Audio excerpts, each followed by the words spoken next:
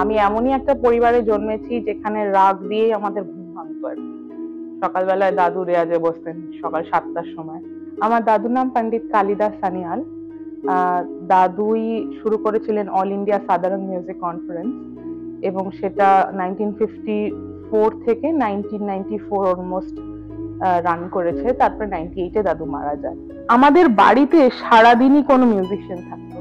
ঠাকুমার কাছে গল্প শুনেছি, উস্তাদ বারিগুলাম আলী খাঁ সাহেব আমার দিদার হাতেই চা খেতেন, আর কাউ চা উনি পছন্দ করতেন না। দাদু উস্তাদ বারিগুলাম আলী খাঁ সাহেবের ছাত্র, তারপরে পণ্ডিত তারাপদ চক্রবর্তীর ছাত্র।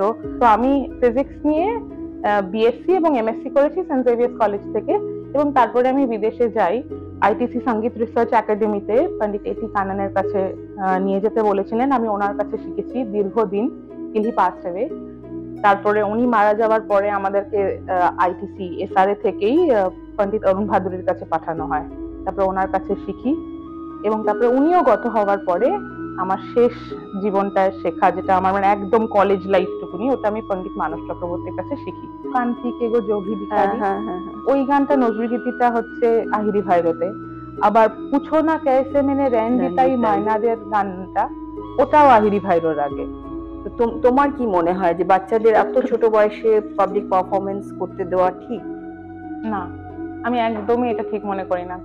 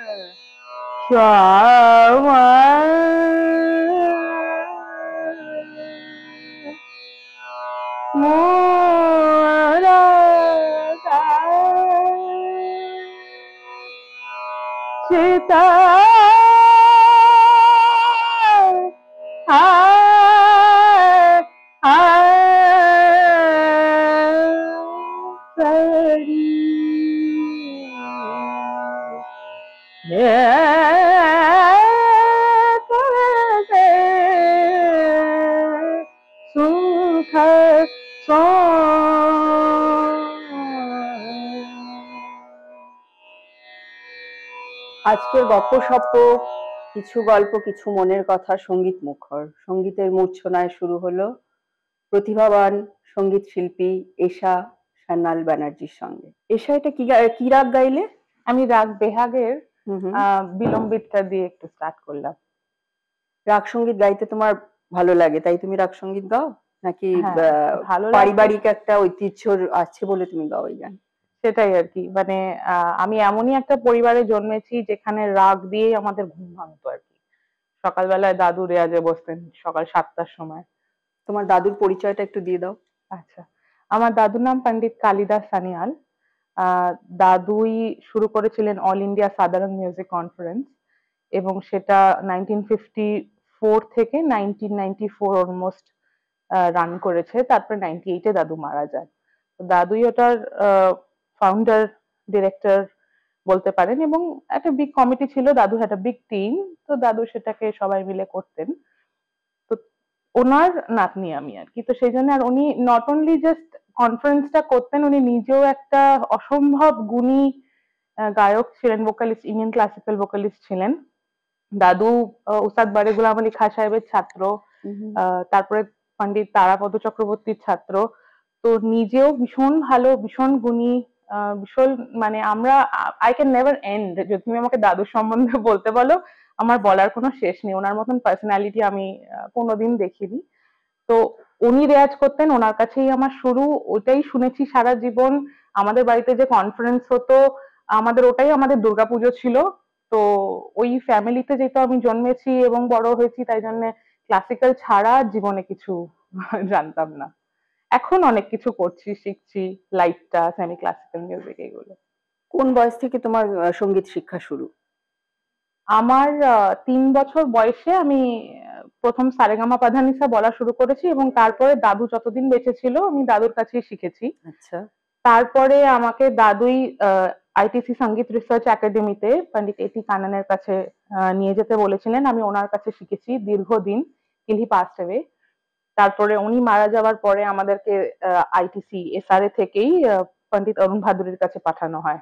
তারপরে ওনার কাছে শিখি, এবং তারপরে উনিও গত হওয়ার পরে আমার শেষ জীবনটা শেখা, যেটা আমার মানে একদম কলেজ লাইফটুকুনি, ওটা আমি পণ্ডিত মানস চক্রবর্তীর কাছে শিখি। কিন্তু আমি সেমি ক্লাসিক্যাল, বানারস ঘরানা, ঠুমরি, কাজরি, দাদরা, এটা এটা এই বিষয়টাতেও আমি অনেক সময় দিয়েছি, অনেক শিখেছি। আমাকে পণ্ডিত এটি কানন, যিনি আমার প্রথম গুরু আফটার মাই গ্র্যান্ডফাদার, উনি আমাকে পাঠিয়েছিলেন, কারণ বলেছিল তোমার ভীষণ এই সবে শখ, খুব ন্যাক তোমার, তুমি খুব ঠুমরি গাইতে চাও, টাপ্পা গাইতে চাও, তো তুমি পূর্ণিমার কাছে যাও, পূর্ণিমা পিসির কাছে যাও। তো আমি পূর্ণিমা পিসির কাছে গিয়ে ওটা আবার অ্যালং উইথ পিওর ক্লাসিক্যাল আর কি, ওটাও শেখা শুরু করেছিলাম অনেক ছোট বয়স থেকে।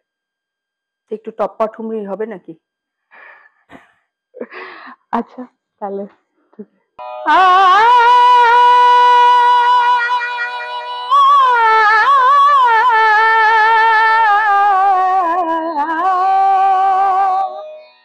तुम बिना नींदना आवे सवरिया,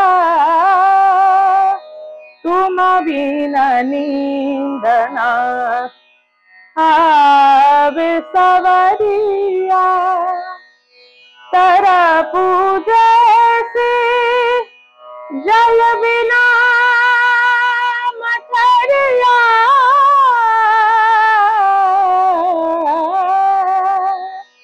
तुम बिना नींदना आवे सवरिया।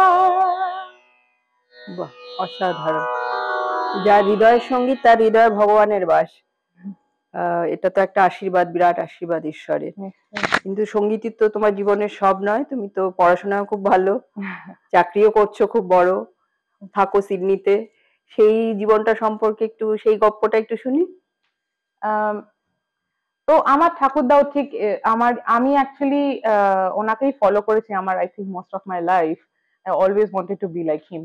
তো আমার ঠাকুরদাও সেন্ট জেভিয়ার্স এর কেমিস্ট্রির ছাত্র, এবং উনি যথেষ্ট প্রচন্ড কি বলবো হাই প্রোফাইল একটা জব করতেন, তার সঙ্গে এই গানটা ছিল। তো কোনোটাকেই ফেলে দেওয়ার মতো না, এই পর্যায়ে করতেন। তো আমার ঠাকুরদারই এটা আমাদের জীবনে আদেশ ছিল বলতে পারেন, যে গানে তুমি যাই করে নিতে পারো, পড়াশোনায় তোমাকে ভালো হতেই হবে। তো সেই জন্য আমার ছোটবেলা থেকে, আর আমার বাবা ভীষণ, আমার বাবা আবার ফিজিক্স এর ছাত্র, তো আমার বাবা চিরকাল ফিজিক্স ফিজিক্স ফিজিক্স। তো আমি ফিজিক্স নিয়ে বিএসসি এবং এমএসসি করেছি সেন্ট জেভিয়ার্স কলেজ থেকে, এবং তারপরে আমি বিদেশে যাই। কিন্তু ওখানে আমার মনে হয়েছিল, আমি পিএইচডিতে অপরচুনিটিও পেয়েছিলাম মেলবোর্ন মোনাশ ইউনিভার্সিটিতে, কিন্তু সেটার থেকে আমার মনে হয়েছিল যে আমি যদি একটু কর্পোরেটে যাই, আমার চাকরি, আমার মেন্টার্সরা ওখানে যারা ছিল তারা আমাকে বলেছিল একটু মানে কর্পোরেট বা প্রফেশনাল কোয়ালিফিকেশন করলে চাকরিটাতে আমি আরো ফ্লারিশ করতে পারবো। তাই জন্য আমি ওখানে গিয়ে ফাইন্যান্সিয়াল সার্ভিসেস নিয়ে পড়াশোনা করি এবং ফাইন্যান্সিয়াল অ্যাডভাইসার হই, এবং তারপরে আমার সেটা ওখানকার সরকারি চাকরি করতাম আমি অস্ট্রেলিয়াতে শুরুতে। তারপর থেকে আমি মোস্টলি ফাইন্যান্সিয়াল ইনস্টিটিউশনসেই ছিলাম, এবং এখনো একটা মাল্টিন্যাশনাল ব্যাংকে আমি অ্যাজ আ কনসালটেন্ট কাজ করি আর কি। এশা 2.5 বছরের শিবার মা, সেই দায়িত্ব ও সুচারুভাবে পালন করছে, সঙ্গে গান গাইছে, জাস্ট রিসেন্টলি তো কিছু গান রেকর্ডও করছো তুমি, তো সেই রেকর্ড যে গানগুলো করছো তার মধ্যে থেকে একটা গান শোনাও না আমাদের। আমি জানিনি তুমি শশীরে ভাতিছ গগন মাঝে,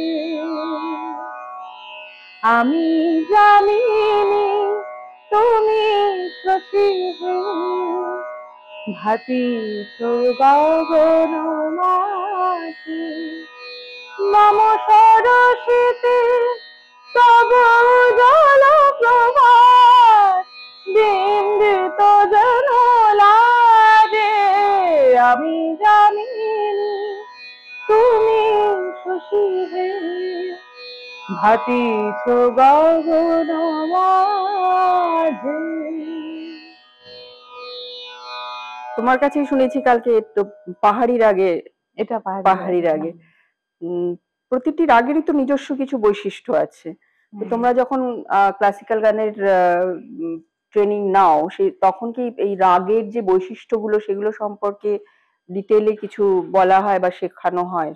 মানে যে ইমোশনাল দিকটা, মানে প্রত্যেকটা ধরো কোনো একটা স্যাডনেস এর উপর যখন কোনো গান হবে তখন কোন রাগের উপর বেস করে সেই গানটা তৈরি হবে? হ্যাঁ, প্রত্যেকটা রাগই কিন্তু কোনো ইমোশন বা কোনো মানে অনেক কিছুর সঙ্গে অ্যাসোসিয়েটেড, টাইমের সঙ্গে অ্যাসোসিয়েটেড আছে।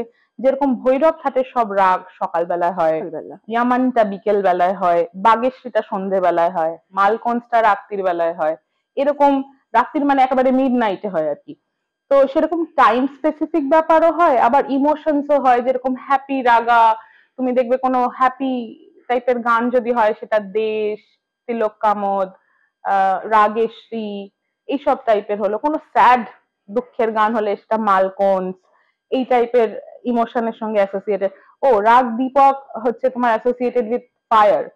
তো এরকম রাগের ডিফারেন্ট অ্যাসোসিয়েশনস আছে, বাট রাগ বিষয়টা এতটাই বিস্তর, তুমি একটা কোনো মানুষকে পাবে না, এটা তো হাজার হাজার বছর ধরে ইভলভ হয়েছে, যে সবকিছু জানে। এবং অ্যাকচুয়ালি যারা জানে তারা বলতে খুব ভয় পায়। মানে আমি তো এইসব বিষয়ে কথা বলতে ভীষণই ভয় পাই, কারণ সাবজেক্টটাই সো ডাইভার্স, এত কিছু জানার আছে, এত কিছু শেখার আছে। আমরা সবাই স্টুডেন্টস, কেউ আমরা বিস্তর কিছু জানি বলে দাবি করা উচিত নয় আর কি। সকলেই হয়তো একটা অংশ কিছু কিছু জানি, সবাই কিছু কিছু জানি। কিছু জনপ্রিয় গান মনে পড়ছে কোনো রাগের উপরে, ধরো হিন্দি গান কোনো? তুমি রাগ বলছিলে, একটা জিনিস জানো, এই আহিরি ভাইরো রাগে একটা নজরুলগীতি আছে জানো, অরুণ কান্তি কে গো যোগী ভিখারি, ওই গানটা নজরুলগীতিটা হচ্ছে আহিরি ভাইরোতে। আবার পুছো না কেসে মেনে রেন্ডিতাই মায়নাদের গানটা, ওটাও আহিরি ভাইরো রাগে। একটু শুনিয়ে বুঝিয়ে দাও আমাদের দর্শকদের। আর ইনফ্যাক্ট এটা ইন্সপিরেশনও আছে, সেই জন্য তুমি দেখো সুরটা একদম সিমিলার।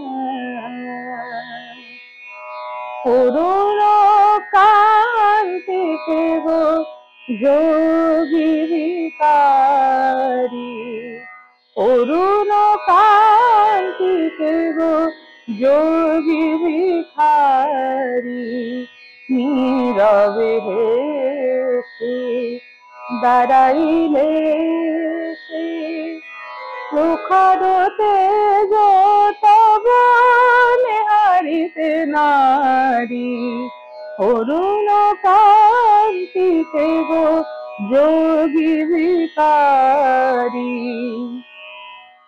এবার মান্না দে গানটা যদি গাই, পুছো না কেসে মেনে রঙ্গিতাই, পুছো না কেসে মেনে रंगताई, एक पल जैसे एक जुग बीता, एक पल जैसे एक जुग बीता, जुग बीते मोहे नींद न आए, पूछो ना कैसे मैंने रंग बिताए।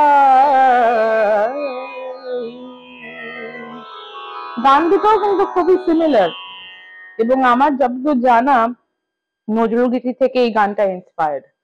তো বোঝাই গেল শুনে যে পুরোই মিলে যাচ্ছে। হ্যাঁ, একেবারে। তোমার গানের আসলে এত লোভ হচ্ছে তোমার গলায় বিভিন্ন গান শুনতে। আমি তোমার মানে আবার আগে ফিরে যাচ্ছি, তোমার সেই সঙ্গীত শিক্ষা তোমার দাদুর কাছে, সেই নিয়ে আবার কথা বলো তুমি, সেগুলোই শুনি আমরা আর একটু। হ্যাঁ, তো আমি আমার দাদুর কটা ছবি এনেছিলাম, আমি একটু দেখাতে পারি। যে এই যে সিলভার জুবিলির, এটা সাধারণ মিউজিক কনফারেন্সে আমার দাদু গাইছে।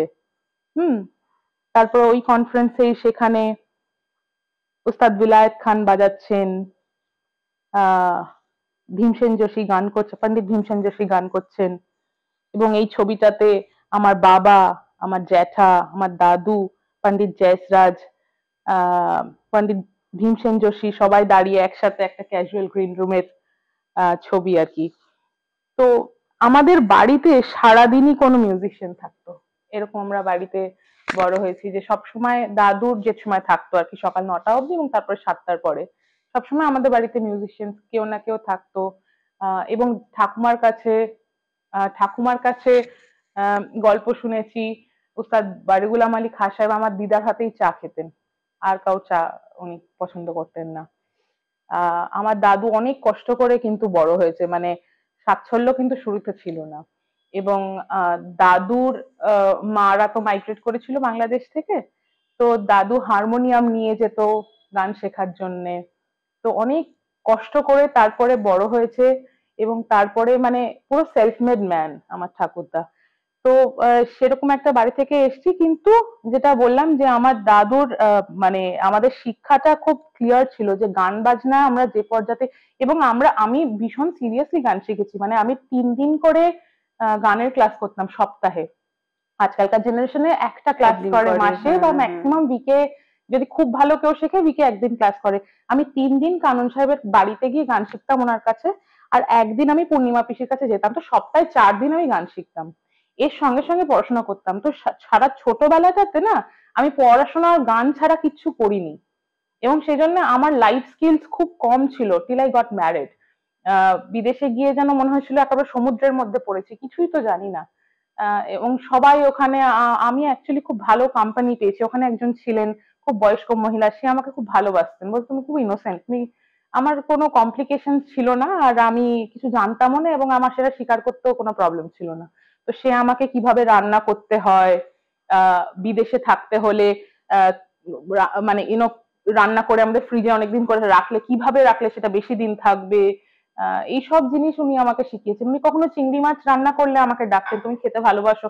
আমি যেহেতু রান্না করতে পারতাম না, আমরা সার্ভাইভ করতাম পিৎজাতে, পিৎজা আর ম্যাকডোনাল্ডস, এই খেয়ে খেয়ে জীবনের শুরুটা ছিল অস্ট্রেলিয়াতে। তারপরে ধাক্কা খেতে খেতে শিখেছি। আর বিদেশে না লাইফটা খুব খুব, লোকে ভাবে ও বিদেশে থাকে ওর জীবনটা বোধহয় ভীষণ ভালো। আমাদের বিদেশে লাইফ খুব খুব যুদ্ধের লাইফ, খুব টাফ লাইফ, এন্ড আমাদের ভীষণ একাকিত্বরও জীবন। তো একটা শরীর খারাপ হলেও জলটা আমাকেই গড়িয়ে খেতে হবে। আমি যদি না ওঠার মতন ক্ষমতায় থাকি তাহলে আমি জলটা পাবো না। ওষুধটা খাওয়ার মতনও যদি আমার ক্ষমতা না থাকে আমি খাটেই শুয়ে থাকবো। তো এইসব গুলো আমরা থেকে ওখানে, তো আমি এত প্যাম্পার্ড, এত ভালো, এত কিছু আনন্দে বড় হয়ে ওইখানে গিয়ে পড়ে আমি খুব, আমার ইনিশিয়ালি চাপ হয়েছিল, এবং তারপরে একটু হতাশাও হতো যে কোথা থেকে কোথায় এলাম, জলটাও গড়িয়ে খেতে হতো না, বা সারাদিন তো গান আর পড়াশোনাই করতাম। ওখানে চাকরি করতাম এত দূরে, 1 ঘন্টা ট্রাভেল করে। আমার বাবার জীবনে বলেছিল আই ডোন্ট ওয়ান্ট ইউ, মানে তোমাকে প্রোডাক্টিভ থাকতে হবে, চাকরি করতে হবে, যতই ছোট চাকরি হলে ছোট থেকে স্টার্ট করবে, বাড়িতে বসে থেকো না। তো আমি গিয়েই চাকরি খুঁজেছি, এবং যারা আমাদের সময়, আমি 2010-এ মাইগ্রেট করেছি অস্ট্রেলিয়াতে, আমাদের সময় মাইগ্রেট করেছে অস্ট্রেলিয়াতে, চাকরি পাওয়াটা অত সোজা ছিল না। যতই ভালো পড়াশোনায় হও, যতই তুমি ভালো করো, জীবনে যুদ্ধ স্ট্রাগল তোমাকে করতে হবে। তো আমার মনে আছে আমি স্টার্ট করেছিলাম ফ্রম কল সেন্টার। বাবাকে বলেছিলাম, বাবা ভীষণ বাজে, ভীষণ বাজে ট্রিট করে, ভালোভাবে কথা বলে না। তো বাবা বলেছিল যে না, সেগুলো তো তোমাকে নিজেই স্ট্রাগল করে, you have to come out of it, learn কি তুমি কিভাবে কমিউনিকেট করবে, when to say no, and কখন তুমি কোনটার বিলো দ্যাট তুমি অ্যাকসেপ্ট করবে না।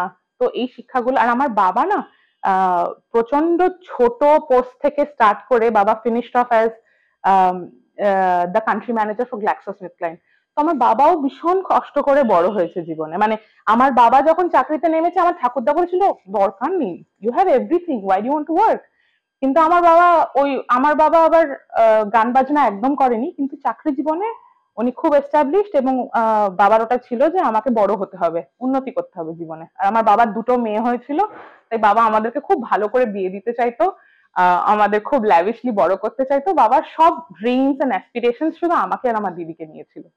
তো ওদেরকে এটা করিয়ে দেবো, ওদেরকে এটা দেবো, ওদেরকে ওইখানে নিয়ে যাব। তো সেই জন্য বাবা খুব খাটতো। তো সেই জন্য বিদেশে গিয়ে ওই যে বললাম কল সেন্টার থেকে স্টার্ট করেছি, তারপরে নেক্সট জব, তারপরে নেক্সট জব, এই করে বড় হয়েছি।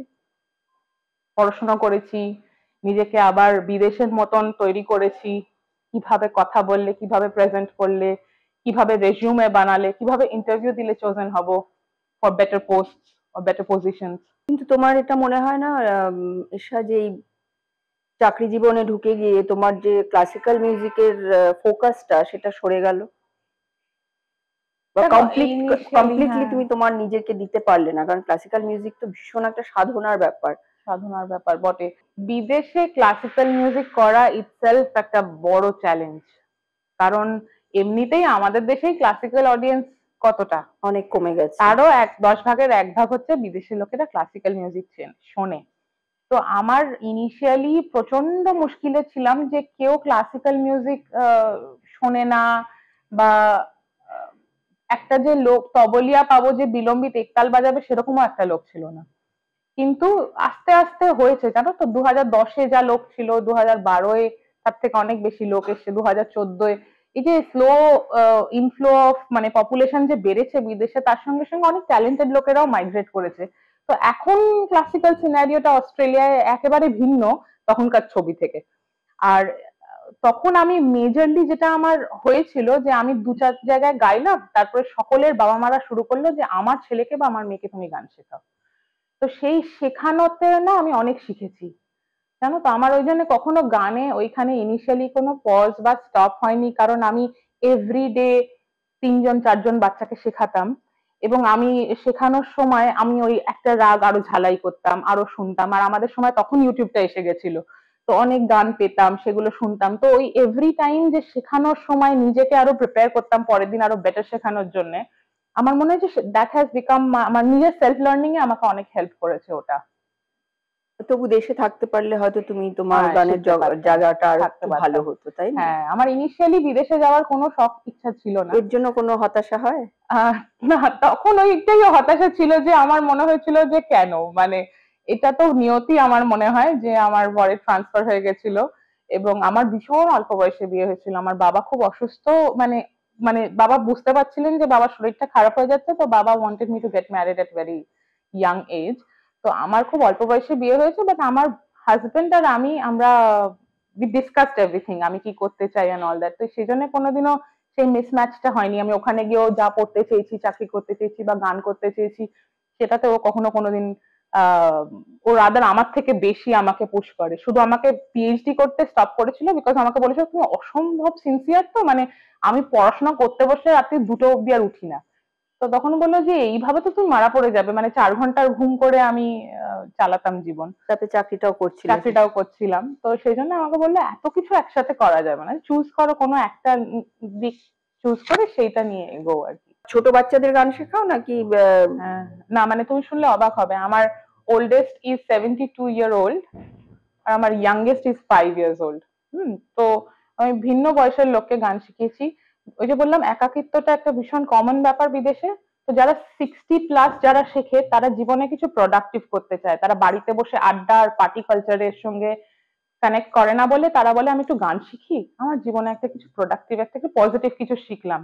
কিন্তু অত বেশি বয়সে গিয়ে কি গান শেখা যায়? হ্যাঁ, অনেকের অনেক স্বপ্ন পূরণ গলা নষ্ট হয়ে যায় না বয়স বেড়ে গেলে? তারা বলে আমি পারফর্ম করার জন্য শিখছি না, আমি শুধু ভয়েস ভোকাল ট্রেনিং করব, নিঃশ্বাসের ব্রিদিং টেকনিক্স শিখবো, একটা রাগ শিখলাম, সেই রাগে 4টে গান হয় সেই গানগুলো শিখলাম, বাড়িতে একটা প্র্যাকটিস করলাম।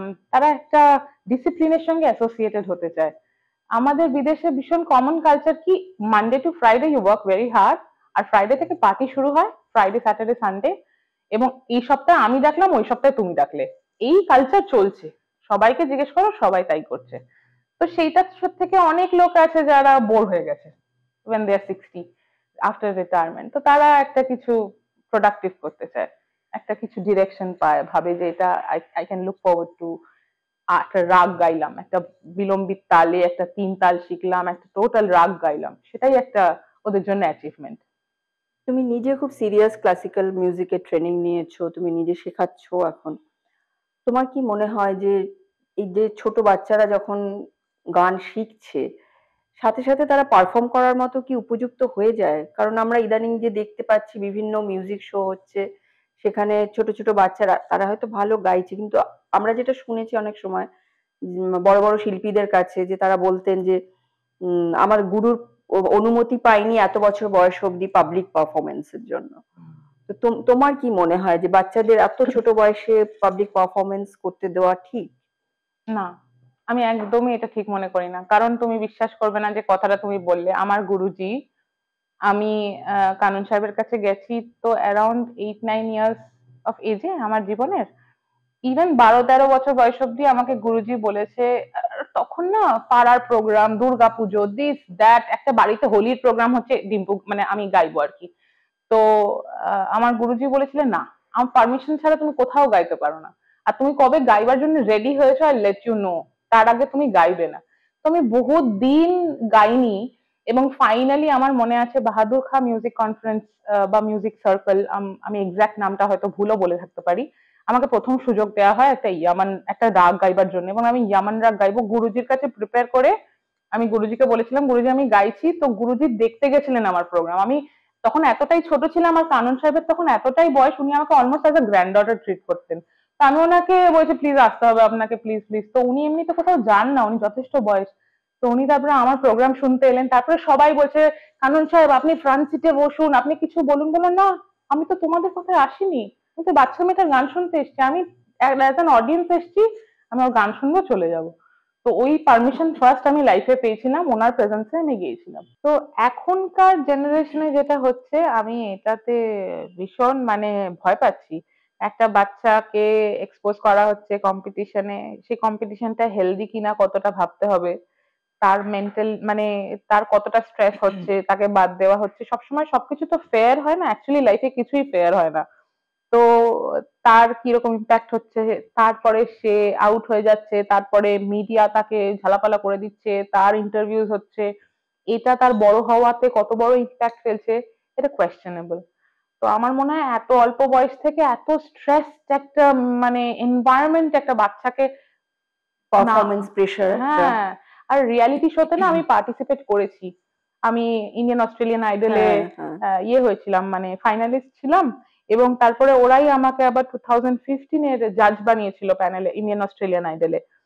তো আমি দেখেছি it is a very stressful environment, মানে প্রত্যেক দিন গান তুলতে হয়, পরের দিন পারফর্ম করতে হয়, তারপরে আরেকটা গান দিয়ে দেওয়া হয়। তো এইটা একটা 7-8 বছরের মেয়ে বা ছেলের আমার মনে হয় খুব স্ট্রেসফুল। বাচ্চাদেরকে বাচ্চাদের মতন বড় হতে দেওয়া উচিত।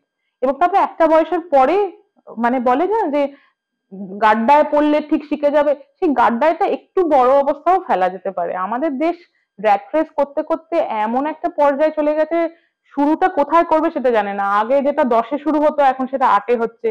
কোনদিন দেখবো 5 বছরের বাচ্চাও কম্পিটিশনে ঢুকে গেছে, তারপরে দেখবো 3 বছরও ঢুকে গেছে। তো উই নিড টু স্টপ একটা জায়গায়। না, অ্যাকচুয়ালি ওরকম 4-5 বছর বয়সের বাচ্চারা গান গাইছে, মানে মানে না এখন কঠিন হয়তো কঠিন গানগুলো তাদের দিয়ে গাওয়ানো হচ্ছে। বা ধরো যে ওই বয়সের বাচ্চারা যে গানের মানেই হয়তো বোঝে না, হুম। তার একটা ন্যাচারাল ট্যালেন্ট আছে বলে সে হয়তো গেয়ে দিচ্ছে। কিন্তু আর আমার এটাও মনে হয় যে তারা ভাবে না যে তারা এই বয়সে এত অ্যাটেনশন পাচ্ছে, তারপরে হঠাৎ করে তারা 18 বছর বয়সে যদি হয়তো এই অ্যাটেনশনটা পেলো না, তখন তারা কি ভাববে। কি ভাববে।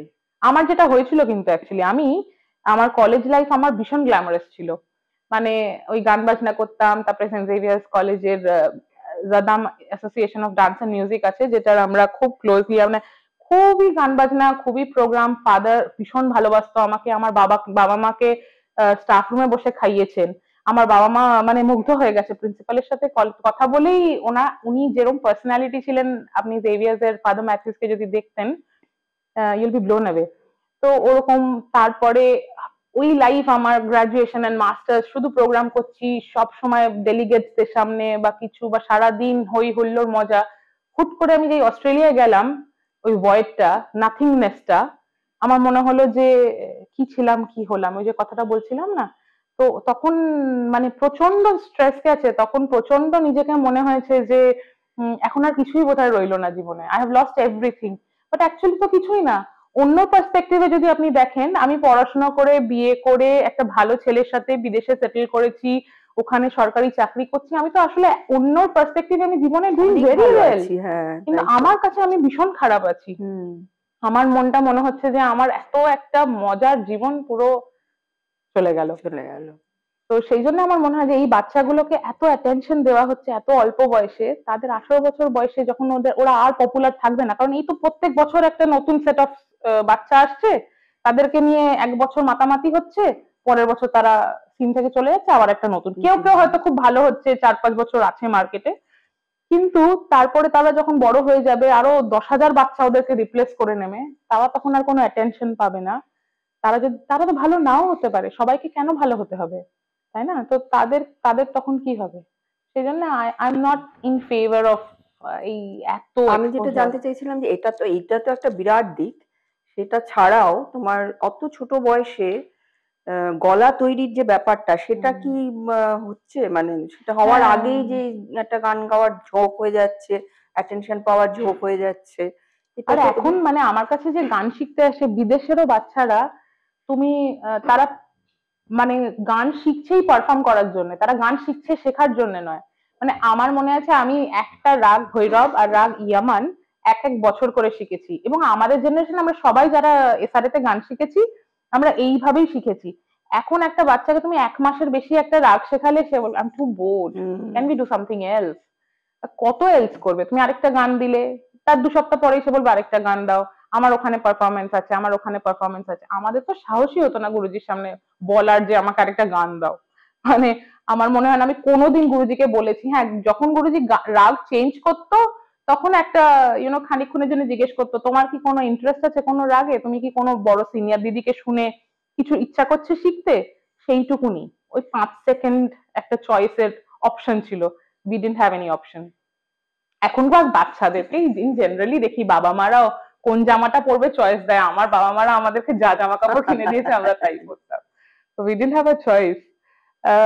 তো হ্যাঁ, এই এই ব্যাপারটাতে আমি coming back to your question, ছেলেরা তো ডেফিনেটলি রেডি হয় না, কারণ আমি জানি আমার সামনে গুরুজি যখন মেল স্টুডেন্টসদের শেখাতো, যারা আমারই বয়সী, 8 বছর থেকে আমি শিখতাম, গুরুজি তাদের বাবা মাদের বলতো ওই 12-13-তে ওদের একটা ভয়েস ব্রেক হবে, এবং তারপরে তাদের সঠিক আওয়াজটা পাবেন, এবং যখন ওই ভয়েস ব্রেকটা হবে তখন 3-4 মাস গান শিখাবেন না।